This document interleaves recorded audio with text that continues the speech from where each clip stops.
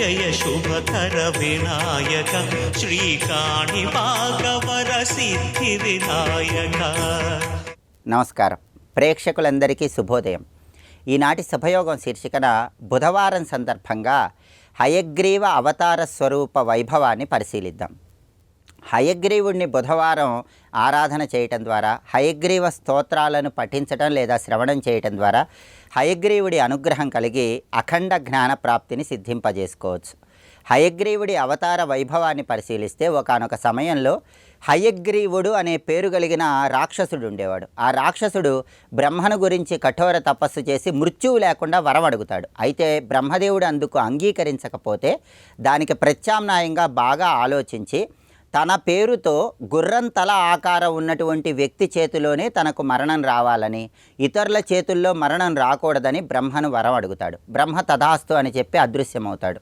ఆ తర్వాత హయగ్రీవుడు అనే పేరున్న ఈ రాక్షసుడు దేవతలను, ఋషులను తీవ్రమైన ఇబ్బందులు పెడుతూ ఉంటే దేవతలందరూ కూడా విష్ణుమూర్తి దగ్గరకు వెళ్ళి ప్రార్థించాలనుకుని ముందుగా పరమేశ్వరుడి దగ్గరకు వెళ్తారు. అప్పుడు పరమేశ్వరుడు ఏం చెప్తాడంటే, విష్ణుమూర్తి యోగ నిద్రలో ఉన్నాడు. యోగ నిద్రలో ఉన్నటువంటి విష్ణుమూర్తి శార్గ్నం అనేటటువంటి తన ధనుస్సు మీద భుజాన్ని ఆనించి యోగ నిద్రలో ఉన్నాడు. మీరందరూ కూడా వమ్రి అనేటటువంటి ఒక కీటకాన్ని తెచ్చి ఆ ధనుస్సు, ఆ వింటి నారిని కొరికేలాగా చేయండి. ఆ నారి తెగిన శబ్దానికి విష్ణుమూర్తి యోగ నిద్ర నుంచి లేచి హయగ్రీవుడనే రాక్షసుడి నుంచి మిమ్మల్ని రక్షిస్తాడని పరమేశ్వరుడు పలుకుతాడు. అప్పుడు దేవతలందరూ కూడా వమ్రి అనే పేరు కలిగిన ఆ కీటకాన్ని తెచ్చి వింటి నారిని కొరికేలాగా చేసేసరికి ఆ వింటి నారి ఒక్కసారిగా తెగేసరికి విష్ణుమూర్తి శిరస్సు తెగి ఎక్కడో పడుతుంది. అప్పుడు విశ్వకర్మ పరమేశ్వరుడి ఆదేశం ప్రకారం ఒక హయగ్రీవ శిరస్సు అంటే గుర్రం శిరస్సు తెచ్చి విష్ణుమూర్తికి ఉంచి ప్రాణప్రతిష్ఠ చేసిన తర్వాత హయగ్రీవ రూపంలో విష్ణుమూర్తి ఆవిర్భవిస్తాడు. అలా ఆవిర్భవించినటువంటి హయగ్రీవ రూపంలో ఉన్నటువంటి విష్ణుమూర్తి హయగ్రీవుడు అనే పేరున్నటువంటి రాక్షసుడిని సంహరించాడని మనకు అష్టాదశ పురాణాలలో, ప్రత్యేకమైన పురాణాల్లో చెప్పడం జరిగింది. అంటే హయగ్రీవుడనే రాక్షసుడిని సంహరించడానికి విష్ణువు సృష్టించినటువంటి అద్భుతమైన ఘట్టం ఇది. ఆ తర్వాత రాక్షసులు వేదాలను దొంగిలిస్తే ఆ రాక్షసులను సంహరించి వేదాలను కూడా హయగ్రీవ రూపంలో ఉన్న విష్ణుమూర్తి కాపాడాడు. కాబట్టి హయగ్రీవుడిని ఆరాధన చేయటం ద్వారా మేధాశక్తి, ప్రజ్ఞా పాఠవాలు పెంపొందింపజేసుకోవచ్చు. శ్రీపాద తీర్థులు అనేటటువంటి మధ్వ సంప్రదాయ భక్తులు కూడా ఒకానొక సమయంలో పాండిత్యంతో అందరినీ ఓడించిన తరుణంలో విపరీతమైనటువంటి దృష్టి దోషం వల్ల ఆయన మీద దుష్టశక్తిని ప్రయోగించి వాగ్బంధనం చేశారు. అలాంటి తరుణంలో ఈ శ్రీపాద తీర్థుల వారు కూడా హయగ్రీవుడికి సంబంధించినటువంటి స్తోత్ర పఠనం చేయటం ద్వారా ఆ బంధనం నుంచి బయటికి వచ్చారని, వాగ్బంధనాన్ని తొలగింపజేసుకొని అద్భుతమైనటువంటి వాగ్ధాటిని పొందగలిగారని కూడా ప్రామాణిక గ్రంథాల్లో చెప్పడం జరిగింది. అందుకే బుధవారం సందర్భంగా హయగ్రీవ అవతార ఘట్టాన్ని స్మరించుకుంటూ హయగ్రీవ స్తోత్రాలను పఠించినా లేదా శ్రవణం చేసిన హయగ్రీవ రూపంలో ఉన్నటువంటి శ్రీ మహావిష్ణువు సంపూర్ణమైన అనుగ్రహానికి ప్రతి ఒక్కరూ సులభంగా పాత్రులు కావచ్చు. రేపటి శుభయోగం శీర్షికన గురువారం సందర్భంగా దత్తాత్రేయ కష్ట ఉద్ధారణ స్తోత్రం ఏ విధంగా ఆవిర్భవించిందో, దత్తాత్రేయ కష్ట ఉద్ధారణ స్తోత్రంలో ఉన్నటువంటి అంతరార్థం ఏంటో పరిశీలిద్దాం. నమస్కారం.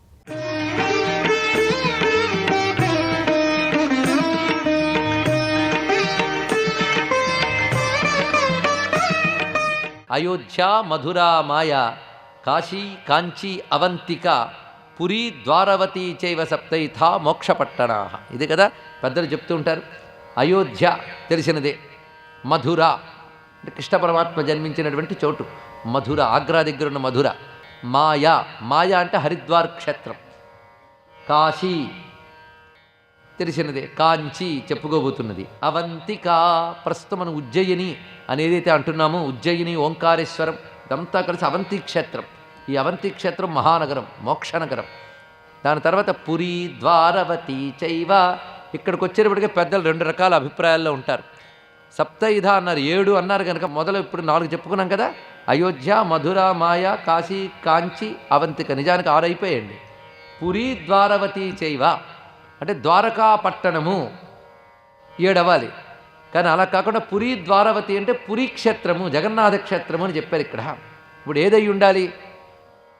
అయితే కొందరు ఇంకో బాధ లేదని అష్ట మోక్షపట్టణ అన్నారు. 8 మొత్తం అష్టౌ మోక్షపట్టణ, 8 ఉన్నాయా మోక్షపట్టణములు అని చెప్పారు ఇక్కడ. అంటే పురి వేరు, ద్వారవతి వేరు. పురి అంటే జగన్నాథ క్షేత్రం, ద్వారవతి అంటే ద్వారక. ఇప్పుడు తెలిసింది కదా, ఇవి నగరాలు, ఇవి మోక్షపట్టణాలు. అంటే మోక్షాన్ని ఇవ్వగలిగేటువంటి శక్తి వాటికున్నది. ఎందుకంటే ఇహలోక సుఖాలు పరలోక సుఖాలు ఇచ్చే క్షేత్రాలు చాలా ఉంటాయి, కానీ మోక్షం ఇవ్వగలిగినటువంటి నగరాలు మొత్తం ఈ 8 మనకు చెప్పబడుతున్నాయి. అందులో ప్రధానమైనటువంటిది కాంచీ క్షేత్రం ఒకటి. కకారంతో ఉన్నవి 2 క్షేత్రాలు, కాశీ కాంచీ, 2 విశేషమైనవి చెప్తున్నాయి. ఉత్తరాదిన కాశీ ఎలాగో దక్షిణాదిన కాంచీ అలాగా. ఇప్పుడైతే మనం రాష్ట్ర విభజనలు చేసుకుంటున్నాం, స్వతంత్రం వచ్చిన తర్వాత కొన్ని రాష్ట్రాలు విభాగం అయ్యాయి, తర్వాత మనకు మనం ఇంకా ఇంకా రాష్ట్రాలు చేసుకుంటూ వెళుతూ ఉన్నాం. కానీ ఇది అఖండ భారతదేశం, ఇది తెలుసుకోండి. ఇక్కడ ఇంకొక మాట తెలుసుకోవాలి. కాంచీ కామకోటి పీఠం యొక్క శ్రీముద్ర, అధికార ముద్ర తెలుగు అక్షరాల్లో ఉంటుంది. అది తెలుసుకోవాల్సిన ప్రధానమైన అంశం, మనం ఆనందించవలసిన అంశం ఇక్కడ. అయితే అక్కడ ఆ పీఠాధిపత్యంలో కూడా ఒకరు కన్నడిగులు, తర్వాత ఒకరు తమిళులు, తర్వాత తెలుగువారు. సంస్కృతికి భాష ఏమిటండి, ఇది తెలుసుకోండి. ఇక్కడ ఏ భాష వారైనా మనం గౌరవిస్తాం. అందుకే భారతదేశంలో భిన్న భాషలు ఉంటాయి, భిన్న ఆచార వ్యవహారాలు ఉంటాయి, భిన్న ఆహార విహారాలు ఉంటాయి, కానీ భారతీయులు మాత్రం ఒక్కటిగానే కనబడుతుంది. అది ఈ దేశం యొక్క గొప్పతనం. అందుకే కాశీకి వెళ్తాం, అక్కడ మన హిందీ తెలియకపోయినా, కాంచీకి వెళ్తాం తమిళం తెలియకపోయినా, వాళ్ళు తెలిగిపోయినా తిరుపతికి వస్తారు, శ్రీశైలానికి వస్తారు. అలాంటి ఈ కాంచీ క్షేత్రానికి ఒకవైపు దివ్యత్వమైనటువంటి అద్భుత మహిమలు చాలా ఉన్నాయి, దానికి తోడు చారిత్రకంగా దీనికున్న గొప్పతనం ఏంటంటే ఇది విద్యాస్థానం. కాశీ పండితులను పూర్వం రోజులు అనేవారు. కాశీలో మహావిద్యలు ఉన్నాయి, నేటికి ఉన్నాయనుకోండి. వేదాది విద్యలు, శాస్త్ర విద్యలు, కాశీ పండితులు అని పేరు పొంది కాశీలో విద్యలు గొప్పతనం. అందుకే కాశీ పండితులండి అని గౌరవం ఆ రోజుల్లో ఉండేది. అంత విద్యాస్థానం కాశీనగరంలో. అలాగే కాశీలో అద్భుతమైన రాజ్యపాలన, అద్భుతమైన సంగీతం, అద్భుతమైన సంస్కృతి. బెనారస్ సంస్కృతిని ఇప్పటికీ అంటుంటారు ఇక్కడ. వారణాసి సంస్కృతి ఇతరులు ఆక్రమించి ధ్వంసం చేసి నాశనం చేసి పారేసినా ఇంకా కాశీలో పచ్చదనంగా సంస్కృతి ఉంది అంటే అది మన దేశం యొక్క సౌభాగ్యం, మహాత్ముల యొక్క తపస్సు. తెలుసుకోండి ఇక్కడ. కనుక ఆనాటి నుంచి కాశీ విద్యాస్థానం. ఎవరైనా వెళ్ళేదైనా చదువుకోవాలంటే కాశీకి వెళ్ళి చదువుకోవాలి. అయితే ఉత్తరాదిలో కాశీ ఎంత గొప్పదో దక్షిణాదిలో కాంచీ అంత విద్యాస్థానం. ఇది ఇక్కడ, ఇది విద్యాస్థానం. ఆ రోజుల్లో ఎవరైనా గొప్ప గ్రంథాలు రాస్తే ఆ గ్రంథాలు కాంచీపురానికి పంపించేవారు. అక్కడున్న మహాపండితులు ఘటికాస్థానములు అని కాంచీపురంలో ఉండేవి. ఘటికాస్థానములు అంటే విద్యాస్థానములు, విద్యలు. ఆ ఘటికాస్థానాల్లో అనేక పండితులు ఉండేవారు, అనేక శాస్త్రాల్లో పండితులు, కళల్లోనూ వేదాది శాస్త్రాల్లోనూ అన్నిట్లోనూ విద్యల పండితులు ఉండేవారు. అని కాంచి విద్యల నగరం అనే ఘటికాస్థానాలు ఉండేవి. అక్కడికి పంపించేవారి గ్రంథాలని. ఈ గ్రంథాలు వారు పరిశీలించి ఇది శాస్త్రసమ్మతంగా ఉన్నాయి, గొప్పవే అని వారు ఆమోదముద్ర వేస్తే అప్పుడు ఆ పుస్తకాలకు గౌరవం వచ్చేది. అందుకే ఎవరు ఏ గ్రంథం రచించినా గ్రంథం పూర్తయ్యాక కాంచీపురానికి పంపేవారు కనుక కథ కంచికి మనం ఇంటికి అని సామెత వచ్చిందండి. ఇది తెలుసుకోవాలి ఇక్కడ. దీన్ని బట్టి మనకు తెలుస్తున్నది ఏంటి, విద్యలన్నిటికీ ప్రధానమైనటువంటి కేంద్రం అక్కడ. ఎందుకంటే విద్యలకి మూలస్వరూపమైన అమ్మవారు అక్కడే ఉన్నారు.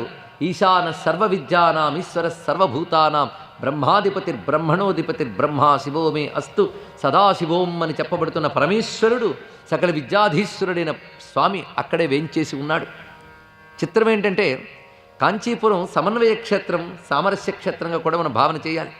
నిజానికి భారతదేశంలో ప్రతి క్షేత్రంలో కూడా మన శైవ క్షేత్రాలు అనుకున్న వాటిలో విష్ణు ప్రాధాన్యం ఉంటుంది, వైష్ణవ క్షేత్రంలో శైవ ప్రాధాన్యం ఉంటుంది. ఇది మనం తెలుసుకునే లక్షణం మనలో ఉండాలి, అదొక్కటే. అలాగే కాశీలో మనం చూస్తే అమ్మవారికి, విష్ణువుకి, శివుడికి కూడా ప్రాధాన్యం కనబడుతుంది. విశ్వనాథుడు ప్రధానంగా ఉంటూ శివక్షేత్రములు చాలా ఉన్నాయి కాశీలో. అదేవిధంగా బిందు మాధవుడు మొదలైన విష్ణు క్షేత్రాలు ఉన్నాయి, విశాలాక్షి మొదలైన శాక్తేయ రూపాలు ఉన్నాయి. కనుక 3 మతాలకి ప్రధానమైనటువంటి చోటుగా కాశీ భాషిస్తుంది. మళ్ళీ అంతే అందం కాంచీపురంలో ఉంది చూడండి. అందుకే కాశీ కాంచీ రెండింటికి ఉన్న అందం పేర్లలో దగ్గరతనం మాత్రమే కాకుండా ఒకటి ఉత్తరం ఒకటి దక్షిణం, అంతేగాని శక్తి మాత్రం 2 చోట్ల ఒకటే కనబడుతుంది మనకి ఇక్కడ. స్వస్తి.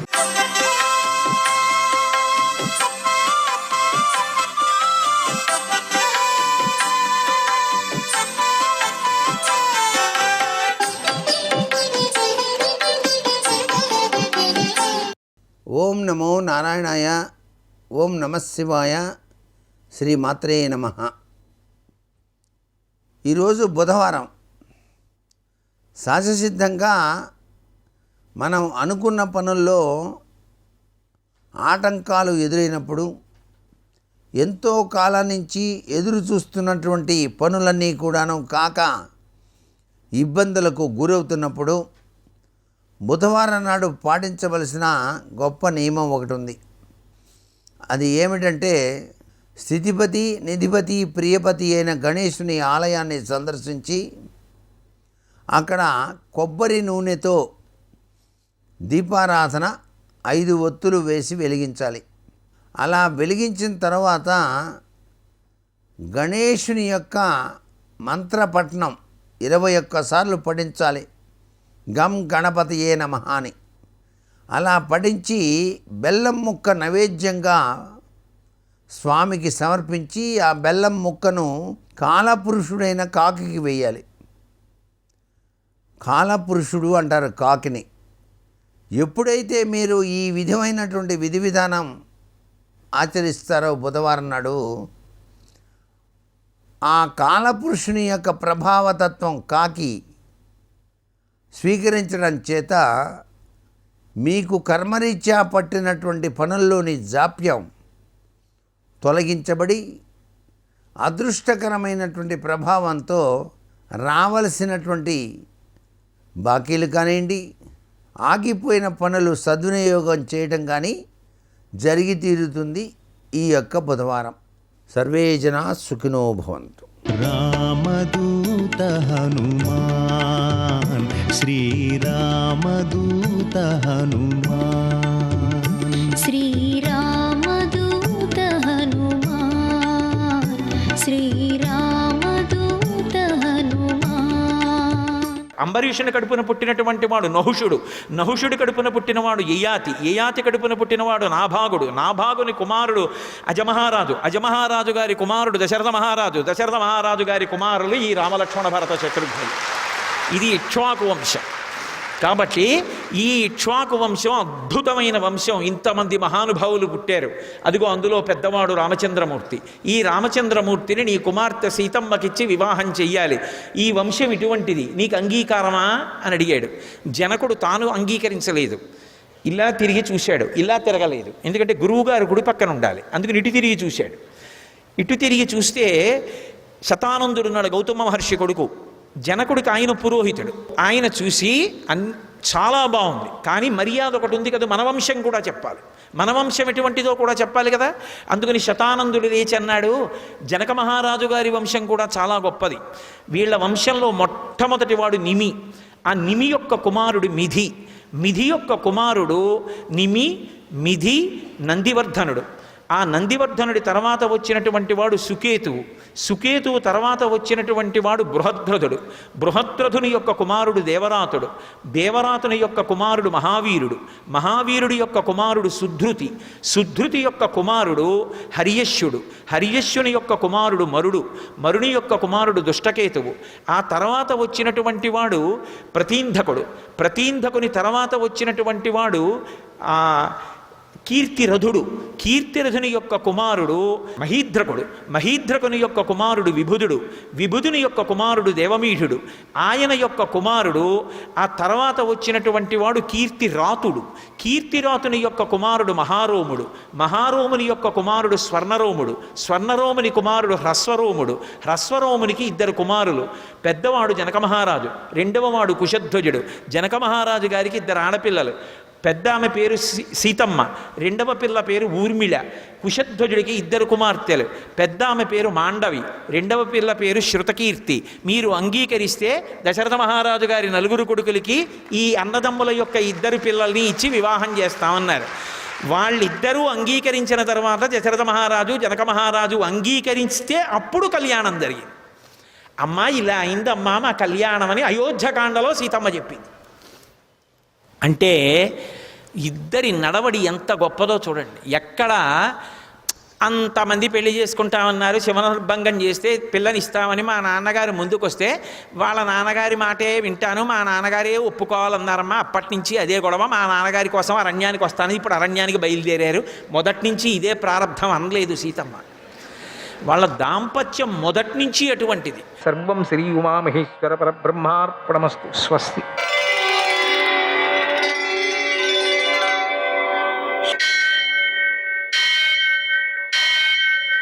సహస్రశీరుషం దేవం విశ్వాక్షం విశ్వశంభువం విశ్వం నారాయణం దేవమక్షరం పరమం పదం విశ్వతః పరమాం నిత్యం విశ్వం నారాయణగుం హరిం విశ్వమేవేదం పురుషస్తద్విశ్వముపజీవతి పతిం విశ్వస్యాత్మేశ్వరం శాశ్వతం శివమచ్యుతం నారాయణం మహాజ్ఞేయం విశ్వాత్మానం పరాయణం.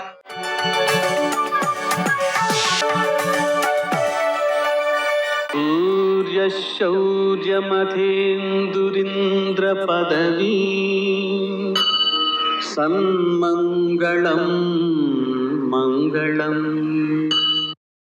ఆపదామపహర్తారం దాతారం సర్వసంపదాం లోకాభిరామం శ్రీరామం మోక్షదంతం నమామ్యహం. నేటి కాలమాన విశేషాలను గమనిద్దాం. స్వస్తి శ్రీ చాంద్రమాన పరాభవనామ సంవత్సరం ఉత్తరాయణం గ్రీష్మ ఋతువు నిజజ్యేష్ఠమాసం శుక్లపక్షం బుధవారం.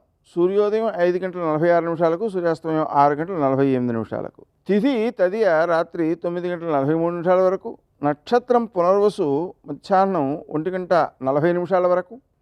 వర్జం రాత్రి 8:59 నుంచి 10:27 వరకు. దుర్ముహూర్తం మధ్యాహ్నం 11:51 నుంచి 12:43 వరకు. అమృతకాలం మధ్యాహ్నం 11:32 నుంచి 12:55 వరకు. మరల తెల్లవారుజామున 5:45 ప్రారంభమై మరుసటి రోజు ఉదయం 7:13 వరకు ఉంటుంది. రాహుకాలం బుధవారం కాబట్టి మధ్యాహ్నం 12 నుంచి 1:30 వరకు.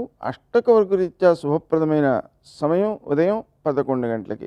నేటి విశేషం రంభావ్రతం ప్రదోషం బుధవారం సందర్భంగా బాలరామాయణం పారాయణ పిల్లల చేత చేయించడం, హయగ్రీవ పూజ హయగ్రీవ జపం చేయించడం పిల్లల చేత, పెసలతో చేసినటువంటి పాయసం హయగ్రీవుడికి నివేదన చేసి ప్రసాదంగా పెట్టడం, దానివలన జ్ఞాపక శక్తి పెరుగుతుంది. అలాగే రంభావ్రతం ఇది ఎలాగంటే మనకు అరటి చెట్ల మధ్యలో అమ్మవారిని పెట్టి పూజ చేస్తూ అక్కడే శయనించాలి.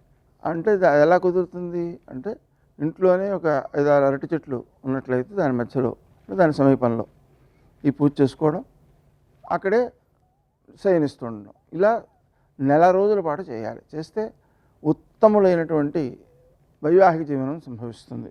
తర్వాత ప్రదోషం కూడా ఉంది. ఆ కారణంగా సాయంకాలపు వేళ సూర్యాస్తమయం తర్వాత 1:12 సమయంలో మనం శంకరుణ్ణి పూజ చేసుకోవడం. అయితే బుధవారం కాబట్టి పెసలతో పూజ చేసినట్లయితే బుధ దోషాలు పోతూ ఉంటాయి. ఇంకా తక్కినటువంటి మారేడు దళాలు మొదలైనటువంటి వాటితో కూడా పూజ చేసుకోవచ్చు. ఈ పెసలు మాత్రం ఆవులకు పెట్టడం మంచిది. అలా చేయడం ద్వారా గ్రహదోషాలను మనం జయించగలుగుతాం. నేటి ఆణిముత్యాలు.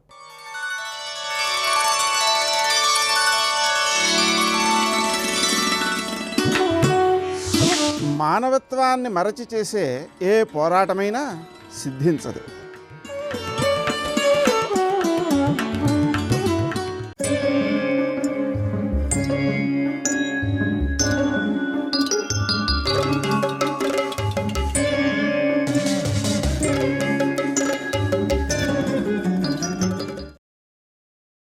ఒకరిపై ఒకరు దివ్యాస్త్రాలను ప్రయోగించుకున్నారు.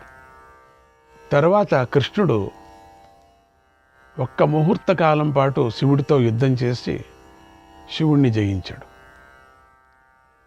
ద్వారం వద్ద ఉన్న దేవతలను కూడా జయించి పురంలోకి అడుగుపెట్టాడు. బాణుడి వద్దకు వెళ్ళి అతడితో యుద్ధం చేశాడు. ఇవన్నీ ఈ కథలు దండిగా జరిగిపోతాయి. దీంట్లో ఎవరెవరు ఎట్లెట్లా యుద్ధం చేశారు, ఏ ఏ రథం, ఏ ఏ చక్రాలు వాళ్ళు వేశారు, ఏ ఏ బాణాలు వేశారు, ఇవన్నీ కూడా హరివంశంలో స్వామి చెప్పారు. చాలా మంచి వర్ణన చేశారు. బాణుడు కోపించి అస్త్రాలను కూడా ప్రయోగించాడు. తన 1000 చేతులతో అస్త్రాలను పట్టుకొని కృష్ణుడిపైకి ప్రయోగించాడు. కృష్ణుడు వాటన్నిటినీ ముక్కలు చేశాడు.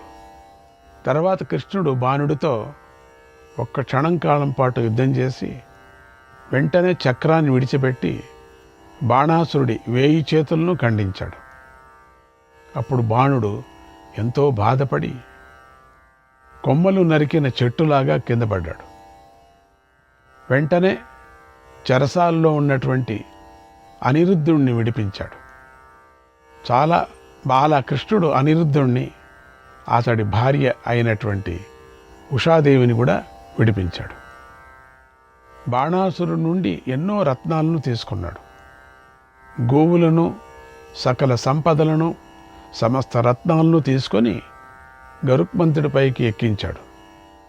బలరాముణ్ణి, ప్రద్యుమ్నుణ్ణి, అనిరుద్ధుణ్ణి, ఉషాదేవిని, సేవకులను, దాసీగణాలను, సంపదను, కొడుకుని, మనవణ్ణి, మరి మనవడి యొక్క భార్యని, మనవరాల్ని, సంపదలను, ఎంతోమంది దాసదాసీయుల్ని వీళ్ళందరినీ తీసుకొని గరుత్మంతుడి మీద ఆ గరుత్మంతుడి పైకి ఎక్కించాడు. శంఖచక్ర గదా ఖడ్గాలను పట్టుకొని గరుత్మంతుడిని ఎక్కి ద్వారకకు చేరాడు. ఇంద్రుడిలాగా ఆనందించాడు. అంతకు పూర్వం శ్రీకృష్ణుడు మురాసురుడితో యుద్ధం చేసినప్పుడు వాడు పాశాలను విసిరాడు. వాటి నుంచి దేవతలు కూడా తప్పించుకోలేరు, ఎవరూ బయటపడలేరు. కానీ దేవదేవుడైన శ్రీకృష్ణుడు మాత్రం వాటిని సులభంగా త్రింపేశాడు, వాడినే చంపేశాడు. అలాగే తన ధనస్సు యొక్క నారిని మీటి ఎంతోమంది రాక్షసులను వధించాడు. పాంచజన్య శంఖాన్ని పూరించి మరికొంతమంది రాక్షసులను గుండెల్లో గుబులు పుట్టించాడు. తీవ్రంగా వారిని భయపెట్టాడు. కేవలం శంఖానాదంతో చచ్చిపోయారు. కేవలం వింటి మీటితో శబ్దానికి చచ్చిపోయారు రాక్షసులు. ఆ సమయంలోనే అపార సైన్యంతో రుక్మిణి కూడా భయపెట్టాడు. భోజకన్య అయిన రుక్మిణిని పెళ్లి చేసుకొని పట్టపురాణిగా చేసుకున్నాడు. ఆ రుక్మిణి కళ్యాణం చాలా అద్భుతంగా ఉంటుంది భాగవతంలో. భాగవతాన్ని మళ్ళీ చూడండి, మీరు మర్చిపోవకండి. రుక్మిణి కళ్యాణం ఎన్ని మాటలు మనం చూసినా అన్ని బాధలు పోతాయని చెప్తారు. జారూథి నగరానికి వెళ్ళి ఆహుతి, క్రాథుడు, శిశుపాలుడు, దంతవక్త్రుడు, శైబ్యుడు, శతధ్వనుడనే రాజులను కూడా జయించాడు. ఇంద్రజిముణ్ణి, యవనుడిని, కశేరుమంతుణ్ణి వధించాడు.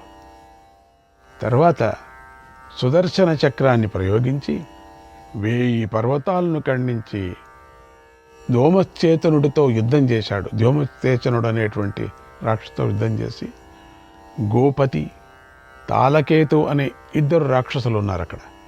వారు, అది చాలా అద్భుతమైన కథ. అది వారు ఒక్క నిమిషంలోనే ఎక్కడికైనా సరే వెళ్ళిపోగలరు. వారికి అంతటి శక్తి ఉంది. వారు వరుణదేవుడికి ఇరువైపులా తిరుగుతూ ఉంటారు. అటువంటి వారిని కృష్ణుడు మహేంద్ర పర్వతం మీద పట్టుకొని ఐరావతీ నదీ తీరం వద్ద యుద్ధం చేశాడు. ఇలా యుద్ధం చేస్తూ అక్షప్రపతనం అనే ప్రాంతంలో ఉన్న నేమి హంసపథము అనే చోట వారిద్దరిని కూడా వారి సొంత రాష్ట్రాల్లోనే పడగొట్టి వధించాడు. ప్రాగ్జ్యోతిషపురాన్ని చాలామంది రాక్షసులు ఆక్రమించున్నారు. కృష్ణుడు అక్కడికి వెళ్ళి ఎర్రని పర్వత శిఖరానికి చేరుకొని లోకపాలకుడైన వరుణుణ్ణి జయించాడు. ఇంద్రుడు స్వయంగా రక్షిస్తున్న పారిజాత వృక్షాన్ని బలవంతుడైనటువంటి కృష్ణుడు దొంగలించి ద్వారకకు తీసుకొని వచ్చాడు. ఇవన్నీ వేరువేరే కథలు. కృష్ణుడు పాండ్య, పౌండ్ర, మత్స్య, కళింగ, అంగ రాజులందరినీ కూడా జయించాడు.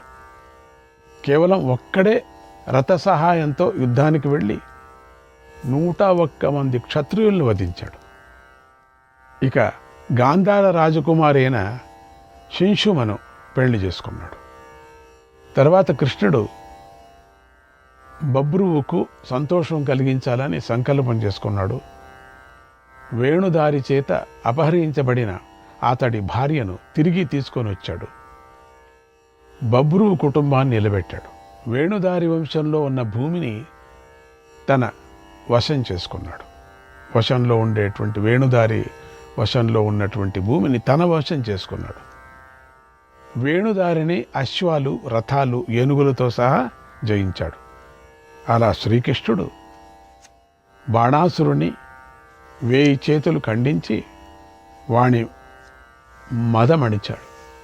తర్వాత పీట, కంస, పైఠిక, అతిలోములు అనే వారిని వధించాడు. అతిలోములు అనేటువంటి వాళ్ళని వధించారు. జంబ, ఐరావత, విరుగుపులను, సంభాసురుణ్ణి సంహరించాడు. తర్వాత కృష్ణుడు పాతాళలోకానికి వెళ్ళి వాసుకిని జయించాడు. అక్కడ బంధించబడిన రోహిణీ కుమారుణ్ణి బంధ విముక్తుణ్ణి చేశాడు. ఇలా బాలుడిగా ఉండగానే శ్రీకృష్ణుడు బలరాముడితో కలిసి ఎన్నో అసాధ్యమైన పనులు చేశాడు. అసురులకు భయంకరుడిగా ఉన్నాడు. సూరులకు అభయమిచ్చేవాడిగా ఉన్నాడు. సర్వలోకేశ్వరుడు, సర్వవ్యాపకుడై ఉన్నాడు. ఇలా శ్రీకృష్ణుడు దుష్టులందరినీ శాసిస్తాడు. దేవతల కోసం ఎంతో చేసి తన పరమపదానికి చేరుకుంటాడు. తర్వాత ఈ కృష్ణుడు తన అందమైన ద్వారకను సముద్రంలో కలుపుతాడు. సూర్య సదనం అని ద్వారకకు పేరు. కృష్ణుడు ద్వారకను విడిచిపెట్టిన వెంటనే సముద్రుడు ద్వారకను తనలో కలిపేసుకుంటాడు. ఇప్పటికీ సముద్రంలో ఎక్కడో ఒక చోట ఉన్నది అంటారు. కొంత ఏదో చూశారంటారు. ఉండొచ్చు, కొంత మాత్రం. కొంత కలిపేసుకున్నాడు. ఇంకా పాతాళానికి వెళ్ళిపోయింది, వెళ్ళటానికి వీల్లేదు. లోపల నుంచి తీసుకురావటం చాలా కష్టం. అది ఎన్ని సంవత్సరాలు అవుతాయో, ఎంతెంత సైన్స్ కావాలనో, ఎన్ని బిలియన్స్ కోట్ల రూపాయలు కావాలనో తెలియదు. అందుకని వదిలేశారు. ఎందుకు? కృష్ణార్పణమస్తు అనేశారు. కృష్ణుడే కలిపేశాడు, ఇంక మనకెందుకు అని. అందుకని ఇదంతా వినాలనిపిస్తే మీరు భాగవతం వినాలి. మీరు కృష్ణుడు తప్పితే ద్వారకను పాలించగల మరో రాజు ఎవడూ దేవలోకంలోనూ లేడు, అసురాలోకంలోనూ లేడు, ఇకపై కూడా ఉండడు. కాలం తీరిపోగానే యాదవులందరూ వైకుంఠధామానికి చేరుతారు. ఇలా ఈ శ్రీకృష్ణుడు సమస్త కర్మలను చేస్తాడు. ఇతడే విష్ణువు, ఇతడే నారాయణుడు, ఇతడే సోముడు, ఇతడే సూర్యుడు, ఇతడే సవిత.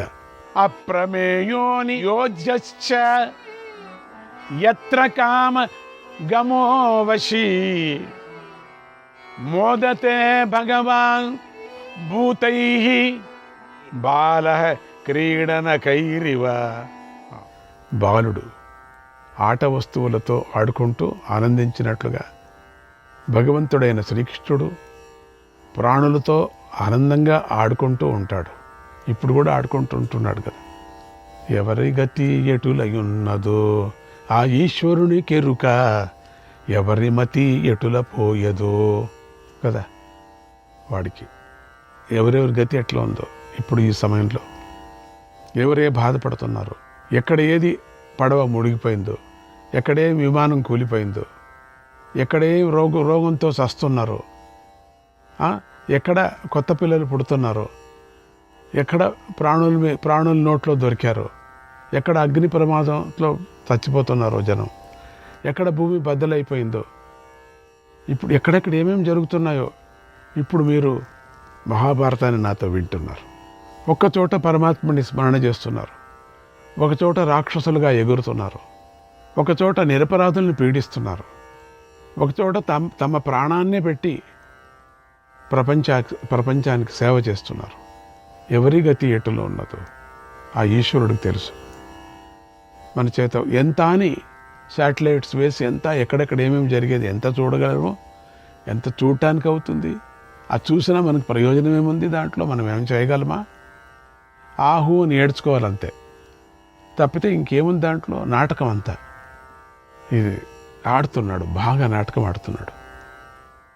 అసలు కృష్ణ అవతారంలోనే వీళ్ళందరూ ధౌమ్యుడు, వీళ్ళంతా పెద్ద పెద్ద మహర్షులు వాళ్ళు ఉన్నప్పుడే ఇదంతా జరిగింది కదా, ఏదేదో జరిగింది. ఏం చేయటానికి అయింది? కృష్ణుడికి కూడా ఏం చేయటానికి వీల్లేదు, ఎందుకంటే అట్లా జరగాలి అంతే. అంత వాడి కృప, అంత మాయ కదా. నా ఎదురుగా ఆంజనేయ స్వామి కూర్చున్నారు, అందుకని కదా నాన్న అంటున్నా. మహాభారతం వినటానికి వచ్చావా? ఆ చిత్రంలో వచ్చి చేరుకున్నావా? విను విను, నీకు ఇష్టమైంది మహాభారతం మళ్ళీ వినాలని. నీ కథ కూడా వస్తుంది కదా ముందు ముందు. అర్జునుడితో పడతావు కదా, చూస్తా. నీకు చాలా ఇష్టమా కృష్ణుడి కథ? విను విను విను. రామావతారంలో చాలదా, మళ్ళీ వచ్చావా? సంతోషం. చూడు ఈ ప్రపంచం అంతా ఏమవుతుందో, ఎంత బాధపడుతున్నారో. హనుమాన్ చాలీసా చేస్తూనే ఉన్నాను కదా, అంటే చేస్తున్నా, నాకేం చేయలేదు, నేను కంప్లైంట్ చేయటం లేదు, నీకు చూస్తున్నావు కదా నువ్వు కూడా అని చెప్తున్నా. అట్లా కృష్ణుడికి ఎంత అపవాదాలు రాలేదా? రాముడికి రాలేదా? ఎందుకు వామనుడికి రాలేదా? అట్లా వచ్చింది కదా. ఎందుకు నరనారాయణుడి రూపమైనటువంటి నరసింహదేవుడికే వచ్చింది కదా. అదంతా ఎందుకులేండి, మనకొద్దు. కానీ ఈ పరిస్థితి ఎందుకు ఇట్లా తారుమారైపోయింది? నన్ను ఎవరు అడగటానికి కూడా పాపం ధైర్యం లేదు, ఎందుకంటే తెలుసు అందరికీ కూడా, నేను కూడా వాళ్ళలో చేరుకున్నానని తెలుసు. అయింది అంతే, వాడి సంకల్పం.